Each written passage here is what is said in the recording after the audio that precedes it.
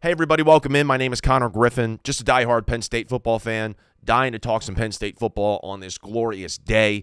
I wanted to do this video in the preseason, just never got around to it, but we are, of course, going to spend the next, maybe 20, 30 minutes talking about James Franklin, one of the most polarizing coaches in the sport. People love him, people hate him. Some people think he's a fantastic head coach, other people think he's terrible. So, with all that being said, I am not here to give a take on James Franklin. I want to lay that out there before we get into the video, into the weeds of everything. I'm just here to present the full context and to give all the information that I know as somebody who's been following his entire career at Penn State, because I do think when people talk about this guy, they are not fully aware of everything that factors into the equation when it comes to just how you judge a head coach, specifically somebody like James Franklin. So if I present some positive information and then immediately meet it with negative information, I don't want people saying, oh, Connor, he's flip-flopping. What's his take? What is he trying to get at? I'm not trying to get at anything. I'm just trying to lay out all the info, and then I'll leave you guys to form your own opinions. But I do think, even though I wanted to do this in the preseason, doing this video now is very topical because, of course, James Franklin has the moniker of Big Game James. The time I record this, we are heading into Oregon, which is the biggest game in the biggest year that James Franklin has ever had at Penn State. So this will definitely be a hot topic issue, James Franklin in big games. The entire lead up to this game this week will be that. Everything afterwards, if he wins, loses, it will be about that, the big games. So let's get into it right now. Before we get into the big games, we should stress just all the accolades that James Franklin has accrued at Penn State.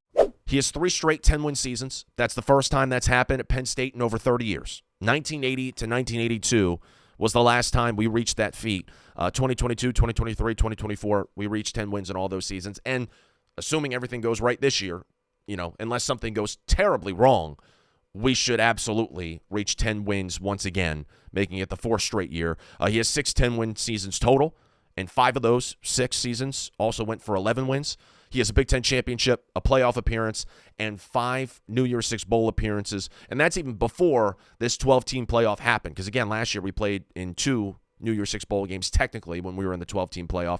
This is all before that. He reached 5 New Year's Six Bowl games prior to last season. And if you take out his first 2 years, 2014, 2015, where we were really bogged down by the sanctions, and the COVID year, which was an outlier for a lot of programs around the country, he has a win percentage of upwards of 76%, which you put his win percentage overall, even including, those years that were bad, like the COVID year, he's still up there with a lot of those high-level elite coaches in the sport. He wins a lot. Since 2022, he's 34-0 against regular season opponents, not named Ohio State or Michigan. We're 30-0 since 2022 as well, when we're at least a 6-point favorite. Now, the question is, he absolutely is somebody who can win us a lot of games. That consistency year to year is something that's great. Is he the coach to win you the big games and to ultimately win you a national championship? That is where I think the premise of this video really stems from, and it's that stat that everybody throws out every single year that I get so tired of seeing, but they have no other choice. They have to. They have to put this stat out after every single loss that we have against these big teams, against these elite opponents. 1-15 is James Franklin's record in his 16 games against top 5 opponents. Every single year. That's the stat that comes out. Now, I need to peel this back a little bit. Let's unravel it, because I do think there are some games in here that should not count towards that total. I'm going to remove them, and trust me, this is not me making excuses, because when I remove these games, the record will still be bad. I'm not trying to convince you that actually, that 1-15 record, it really should be 7-7. No. We're still bad in these big games. But 2 of those top 5 opponents we faced in 2015, which, as I mentioned before, was when we were really emerging from the sanctions still. We were not suited to win those games. And I don't know. I'm assuming everybody watching this video is a Penn State fan, but maybe they're not, and maybe they're not aware of what the sanctions entailed. But Penn State scandal hits 2011. 2012, the NCAA hands down their penalties against Penn State, and we were penalized with a 4-year bowl ban. Back at this time in college football, you had to sit out a year if you wanted to transfer to another school. Now, of course, the transfer portal, you could transfer wherever, and then boom, you could play right away. That was not the case in college football at the time. But they made that the case for Penn State players who wanted to leave. One of the biggest penalties was, hey, you're not going to be able to play for a national championship. You're not going to be able to compete in bowl games or anything like that. If you want to leave Penn State, you could transfer to any school you want, and you could play right away. So that was a big thing. That was a very big thing. And then the main thing when it came to how it really hurt Franklin was the fact that every year we had a massive reduction in scholarships. So as time went on, you had less and less scholarship players on your roster. It was extremely difficult to build depth to compete with these top teams in our conference. Like, it wasn't going to work out. So 2015, when, James Franklin has like 5 scholarship offensive linemen, it was never going to result in a win for Penn State. 2016, still trying to emerge, still trying to gain our footing. We play Michigan in the 4th game of the year. It was our first Big Ten game of the year. And we go up to Michigan, and we just get annihilated, 49-10. I throw that one out as well. That one doesn't count. That was before this team really got clicking, before we turned the program around. Then there was a game against Ohio State in the COVID year, playing in front of no fans. That was an outlier year, as I mentioned, for a lot of teams. And I think just in general, I tossed that one out. This one is debatable, and I get it. Injuries happen. But we played Iowa in 2021. We were up 17-3. Sean Clifford gets knocked out of that game. We lose after halftime. We just had this epic collapse. We blow that 17-3 lead because we had our backup quarterback in there. Again, injuries are part of the game. You have to develop a good backup quarterback in case something bad happens. We were not prepared. But still, I wanted to throw that game out just to show you exactly all of these games that follow once you're now down. That was 5 games I just threw out. Now we're down to 11. And this is the now 1-10 record against top 5 opponents that I really want to focus in on. 2016, you face Ohio State, you win that one. That's the game that turned the entire program around. Then 2018, you play Ohio State, you lose. You go to Michigan, you lose bad. 2019, you go to Ohio State, you lose. 2021, at Ohio State, loss. 2022, at Michigan, loss. 2022, Ohio State at home, loss. 2023, at Ohio State, you lose that one. Also in 2023, you lose to Michigan at home. Then 2024, you lose to Ohio State at home, and then 2024 as well, you lose in the Big Ten championship game to Oregon. Do you guys notice a common trend in those games? That's partially why I wanted to exclude the 2021 Iowa game, because I really wanted you guys just to focus. It's Ohio State, Michigan, Ohio State, Michigan, Ohio State. That's all it is. And then you have Oregon at the very end because we played them in the Big Ten championship game, and we lost that one. Oregon at the time was the number 1 seed in the country. It's really not a top 5 issue. It's an Ohio State and Michigan issue. Even if you look at all 16 of those games in full, that 1-15 record that everybody throws out there, 12 of the 15 losses are to Ohio State and Michigan, and Penn State wasn't favored in any of those games. So for everybody who says, oh yeah, Penn State, they're disappointing. They're disappointing. They can never win. It is disappointing for us, for sure. But at the same time, it's not like we're expected to be winning these games, really. A lot of these games, we were heavy underdogs. It's the nature of playing in the Big Ten East, which we did for so many years. It was the most loaded division in college football. Not even close. Ohio State, Michigan, us, sometimes Michigan State had some pretty good years too. We're having to play, not just within our conference, in our division, we're having to play these top teams year in and year out. Whereas you look at a team like Georgia, who we now view as one of the major powerhouses in the sport, if not the biggest powerhouse in the sport, they only had to face 3 top 5 opponents in the regular season between 2016 and 2023. And that was, of course, the last season of divisions in the SEC. It was the last season of divisions in the Big Ten. Once we got this conference realignment, we abolished them. But that is the issue here. While Penn State is having to face Ohio State and Michigan every single year, Georgia, for the most part, had this cakewalk every single season in the regular season because they got the benefit of playing in the weaker division in the SEC. It's very similar to how the Iowas and the Wisconsins of the world got to go to the Big Ten championship game every year because they were playing in the weaker division in the Big Ten. So that is the main issue here. It's the fact that Penn State, coming into this with James Franklin, was already behind Ohio State and Michigan. Now they're having to play them every single year. and we're getting beat, and we can never break through, and one loss to Ohio State or Michigan, the better teams in the conference, pretty much did us in for, and we couldn't make it to a Big Ten championship game. We then couldn't make it to the playoff. We could never, ever break through. Whereas you saw a team like Georgia, the knock against them for years, keep in mind, was that Nick Saban owns Kirby Smart. Kirby Smart could never beat Alabama. But if they weren't playing Alabama in the regular season, they could still make it to SEC championship games. They would probably run into Alabama right then and there, and then they would lose. But at least they could make it to the SEC championship game and put themselves in a spot where they could still make it to a college football playoff. There was the one year, 2017, where they made it to the national championship and they faced Alabama. They didn't have to face Alabama the entire season leading up until the national championship game. And, of course, what happened in the national championship game? They lost. But that is the point. They could avoid Alabama, their one bugaboo, and they could make it all the way to a national championship game before playing them. We could never avoid Ohio State or Michigan, who were clearly better, especially from 2021 to 2023, when Michigan now all of a sudden is taking a step up. We can get into why they took a step up and maybe the shadiness behind that, but 2021, they beat Ohio State for the first time. Now they're launched into the college football playoff conversation.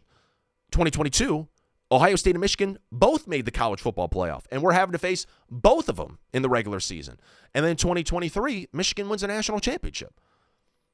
Then, of course, the divisions are abolished. We don't have to play Michigan last year, but we're still having to face Ohio State, and Ohio State was the best team in the country. They won a national championship. So that is the main issue. It is not an AP top 5 issue. It is an Ohio State and Michigan problem. Once again, played in the most loaded division in college football. What happens when those divisions are abolished? And now, not only that, we expand the college football playoff and we allow these other teams into the mix. Penn State makes it. We would have been making it all this time if we weren't having to face Ohio State and Michigan every year, and if you expanded the playoff from outside of 4 teams, and we actually had a chance to break through. Yeah, we'll break through. Made it to the CFP semifinal last year. Granted, there were some breaks along the way. We got a really, really easy schedule to get there. But you look at the CFP for the past, when was it around? 2014 was when it was invented. The college football playoff, since 2014, if it was always 12 teams, we would have made it in there theoretically 5-6 times. We finished top 12 in the CFP regular season rankings 6 times prior to the expansion that we saw last year. So that is something that you need to take into account when you're evaluating Franklin. You know, maybe a season like last year could have been happening a lot, like a lot. And maybe we could have already come close to winning a national championship years and years before, had we just been in this modern college football landscape where we're not just getting beat to death with a schedule where we have to face Ohio State and Michigan every year. And if we lose one of those games, sorry, Penn State, you're probably out. You're probably not playing in the college football playoff. So that's something that you need to keep in mind. However, the flip side of that is, even though we were never expected to beat Ohio State or Michigan, because let's face it, in terms of history, Ohio State and Michigan are better programs than us. They also invest more into their programs than we do. Ohio State in particular. Ohio State is the SEC just up north a little bit. They are all in on football. We have not spent as much money. We have not gotten as many good recruits. They are a better program than us, hands down. That doesn't mean, though, even though we were never favored, even though we were always the underdogs, everybody expected us to lose, that doesn't mean that you can't win a game or two here and there. It's not like these teams were impervious to being upset. Ohio State, back-to-back years, 2017, 2018, they got blown out by Iowa, and then the next year they get blown out by Purdue. We could have beat them. It's not like they were, Goliath. They were beatable. And there have been years in the past couple of years, especially last year, 2024, when we get Ohio State at home and we have a chance, 20-13, to win the game on the goal line. If we get a touchdown, maybe go for 2, or at the very least, we tie the game up, go to overtime. We couldn't do it. We couldn't get the ball across the goal line, and it was the most so in-your-face symbolism of what's been happening with James Franklin against these top teams for a decade now. Ever since 2016, we have not been able to beat these top 5 Ohio State and Michigan teams, these elite teams in our conference, because we just can't get over the goal line for whatever reason here or there. There have been several instances where the stars have aligned and you do have a real opportunity to topple the big dogs, whether it's because of how good our roster is, how many seniors, how many experienced guys we got, maybe their roster, they're in a bit of a setback situation, more of a down year for their standards. Maybe it's because we get them at home. Maybe it's because whatever. There have been several instances where we really could capitalize and swing a win here and there, especially once you get into the games. There have been plenty of opportunities where we have leads in the game, and we can't hold on to the lead, and we allow Ohio State to come back. We allow Michigan to come back, and that is the most frustrating thing because really, one game in college football can change everything. It can change everything. It could change the whole perception about the program. It can spur so much change in recruiting and hype and all this type of stuff. We saw it in 2016 when we did beat Ohio State, a top 5 team. Changed the entire program.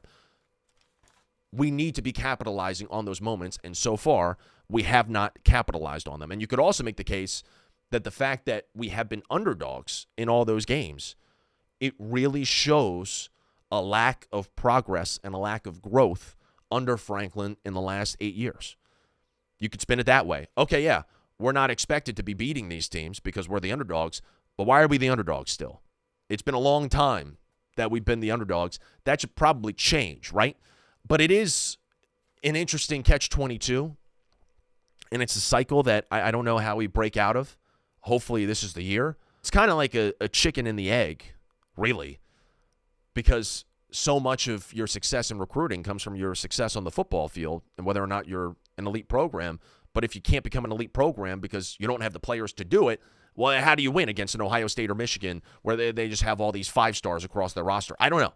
It's a situation we've been in for years and years and years. Now, hopefully, again, with the expanded playoff and the fact that we have no more divisions in the Big Ten where we're having to go up against these guys all the time, maybe there are other avenues, there are other pathways to getting where we want to be, but it's really, really difficult. And when it comes to recruiting, I see this all the time, especially in the national media.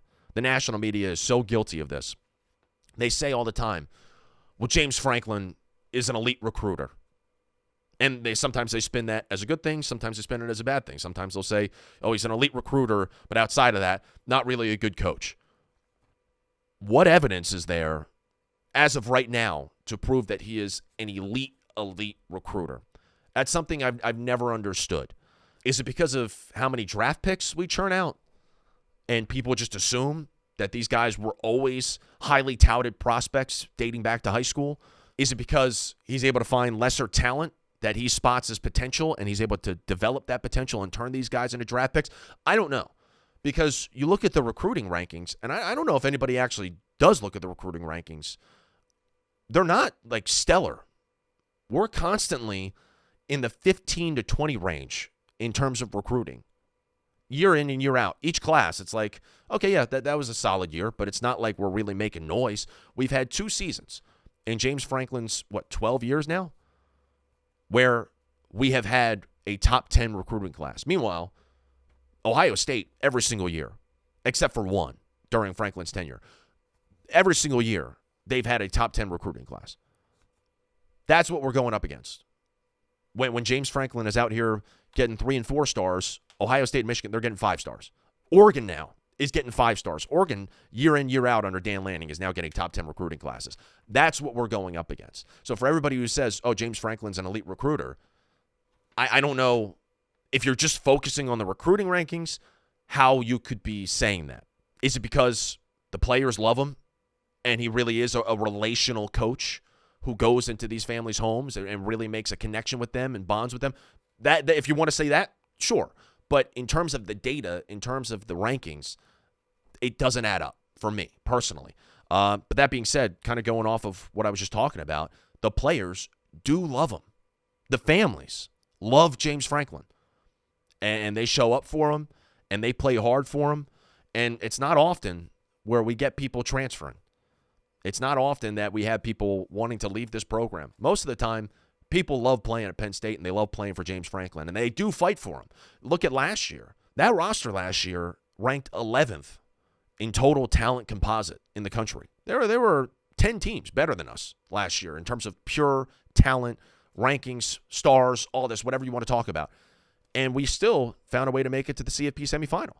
That team overperformed so much it wasn't even funny. And you can make the case that a lot of these teams have been overperforming in the James Franklin era. So for people who are mad, like, we have these stars on our roster, we need to be winning national championships. That's really never been the case. There are plenty of teams that are way better than us on paper. And we still find a way to work ourselves into these New Year's Six bowl games, to work ourselves now into the playoff, into a Big Ten championship game. We win games. We're consistent. And these players love them. And last year they fought for them, and they probably won an extra 1 or 2 games that we really shouldn't have won. I was never expecting to go to the CFP semifinal last year, that's for sure. I wasn't expecting to get that far. I had no idea what that team was going to be last year, coming off of the disappointment of 2023. But they had a hell of a year, and Franklin deserves a lot of credit for that. However, on that note, I mentioned, we make it to the CFP semifinal. One of the biggest things that James Franklin has stressed this year is that, expectations are high. We made it to the CFP semifinal, one drive away from making it to a national championship, and people are still pissed. Well, there's a reason for that, and it's because that Notre Dame game in the semifinal was another inflection point, another chance to capitalize when it wasn't like we were going up against Ohio State or Michigan anymore. We were going up against a team that, granted, we're not used to facing, but they're pretty much right at our level. I thought once we got into that game, we were better than Notre Dame. And that was the one team that you had to face that entire postseason run that was actually worthy of being your opponent. SMU, they didn't deserve to be on the same field as us. Boise State didn't deserve to be on the same field as us. We were significantly better than those teams. And all you had to do after that cakewalk was take down one opponent that was at your level to make it to a national championship. And we didn't. Even if we had gotten spanked by Ohio State the next game, which I firmly believe we would have, still, you prove to people, Penn State, they won a big game. And now they're going to be back next year with all those same guys. And really, this is going to be a juggernaut next year. We didn't get that. We still got a lot of the hype, a lot of the preseason talk about Penn State and everything like that. But we still have a lot of people questioning, is James Franklin the guy? Can he get this team to one big win? Can he ever get them to a national championship? Because so far, he just chokes in all these big games. And I wouldn't necessarily put last year's loss to Notre Dame on James Franklin. I think mainly it was a horrendous Drew Aller performance that kept us from winning the ball game. But you did walk away from that 2024 season. You didn't beat Ohio State. You didn't beat Oregon. You didn't beat Notre Dame. And you walk away really without a signature win. What's the one win that you hang your hat on? Is it USC? Is it Minnesota? I enjoyed both of those games thoroughly. I still go back and watch them, and they were great, great wins. But when you are trying to stack a resume, who did you beat last year? And Franklin will go on the podium and he'll say, hey, 99% of teams would die to be in the position that we were last year, which is probably true. Maybe he might have a point there. But at the same time, he shouldn't be the one saying that, and he also shouldn't be the one thinking it. It's that ideology and that overall perception that he has about where we are as a program that holds us back in a way. We should not be focusing on the 99% of college football that's below us. We should be focusing on the 1% that's ahead of us. We need to be focused on what they're doing, how they're competing. Because when we come out sluggish against FIU, for example, and we have this really underwhelming 34-0 win, he'll paint it as, hey, we shut him out. And there are a lot of other teams in college football who are supposed to beat these inferior teams and these FCS opponents or these lower-level D1 opponents, whatever the case is, and they're not. Or maybe they're almost in jeopardy of losing these games. Meanwhile, we come out today and we win 34-0. That's a good thing. We're going to celebrate winning.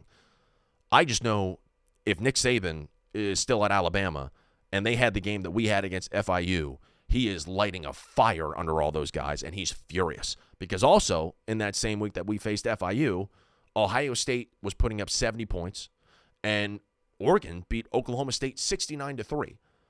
That's our competition. That's what we need to be focused on. Again, I'm fine with preaching that you need to appreciate winning, but you can also say, hey, we did not play up to our standard today. If we want to be a national championship level team, we need to meet the standard, and that we did not meet it at all.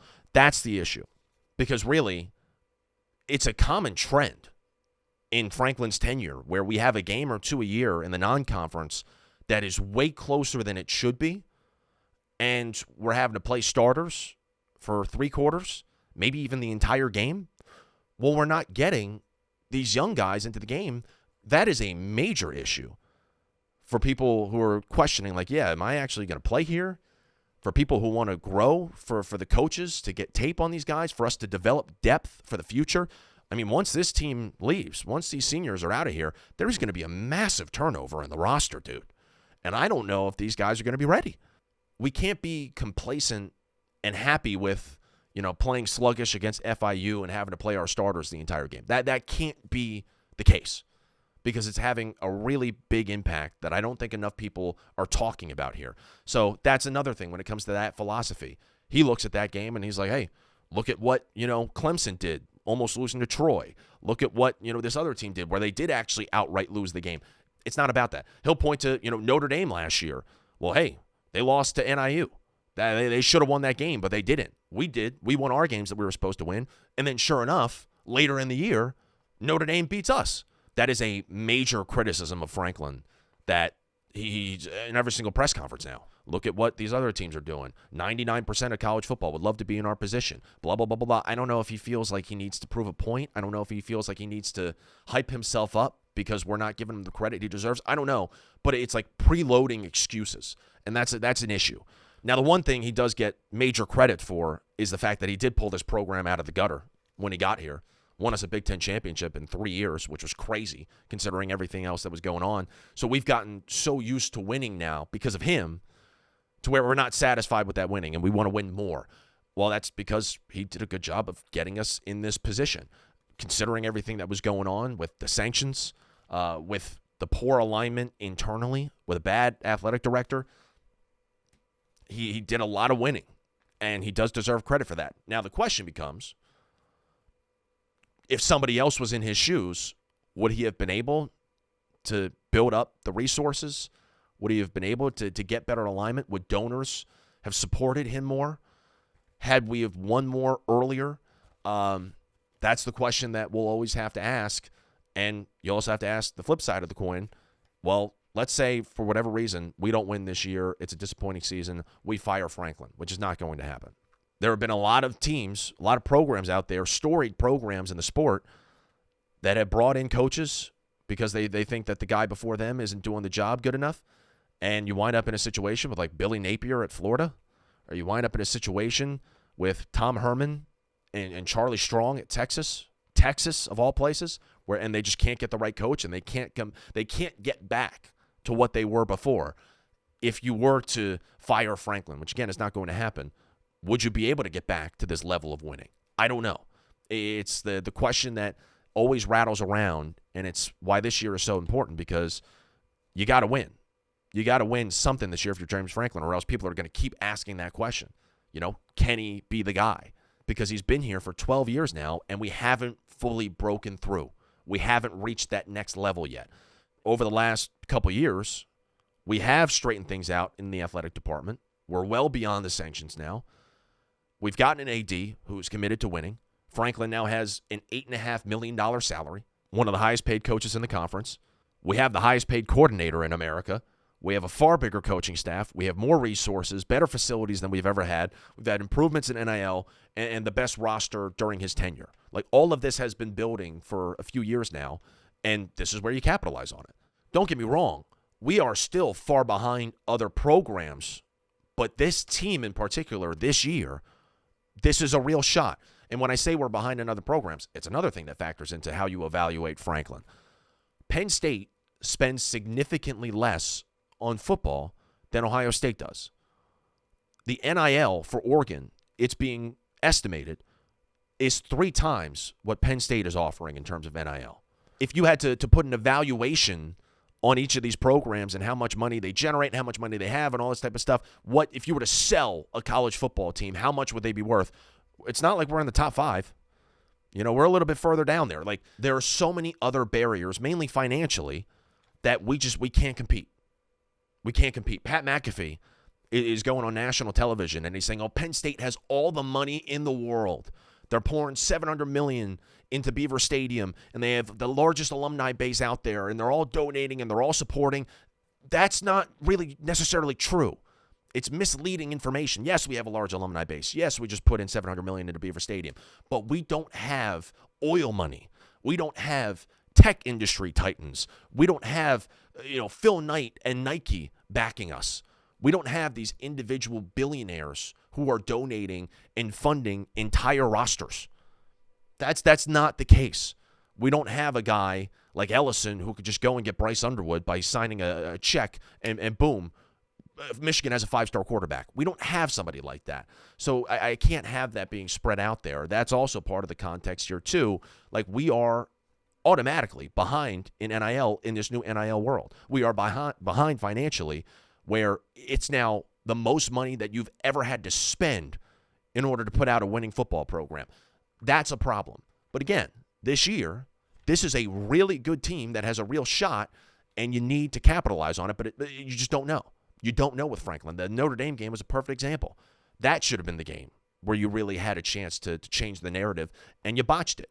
Now you go into Oregon. We'll see what happens. We shall see what happens. And it's the big thing that I struggle with when you look at this overall season, because on the one hand, this is the team that should break through for Penn State, should make history, should have the best chance at winning a national championship. But it's also the first time that we've ever received this national championship level hype going into a season. Even in 2017, coming off of a Big Ten championship, we returned all those guys. We weren't viewed as the preseason favorite in the Big Ten. Ohio State was still ranked number 2 in the country. We were ranked number 6 coming into that year. Now we are viewed as a favorite to win the Big Ten, a real national championship contender, and we've never been in this spot before. So we're talking about James Franklin in these big games and how he struggles. You're now asking him potentially to win a handful, 4 or 5 big games this season to win a national championship when he's struggling to get one big game win? That's easier said than done. Now you're expecting them to play Oregon. If you are put in a situation again where you should win this game, it's screaming at you, this is the game to take. Take it. If you lose it once again, that has really dire effects on the trajectory of this program and the type of players that you pull in. Got to make an impact. You got to get it done in this game. It is the biggest game you can make a case, maybe in James Franklin's career, because we're at a point where we win games and we're consistent, and that's great. That's fine. We don't win the big games, and then to take it a step further, we're not even striking fear in people, guys. I don't think these big teams, I don't think Ohio State, is fearful of playing Penn State. I don't think Oregon fears playing Penn State. I don't think Notre Dame was really all that fearful of playing us last year either. I don't see a world where we are actually a team that people are scared to play. We're so far from that. This is a game that can get you on that track, though. We're winning a lot, but we need to take it to that next stage because we've been at this level for a while. We need to get to the next one. Let's see if Franklin's the guy. That is my full evaluation on Franklin and how exactly we should be talking about him, the full context. And I hope that this was valuable. I hope people enjoyed it. Maybe you learned something. I don't know. But I just know that this is the year that James Franklin really needs to get it done. Really needs to get it done because everything is aligned. It's one of those years where we might be behind as a program, but we could take advantage now and make up some real ground to get to where we want to be. So fingers crossed. James Franklin, show us what you got, man. This is the time. This is the game, and this is the year. Appreciate you guys watching. I'll catch you next time. Until then, this has been Connor Griffin signing off. We are.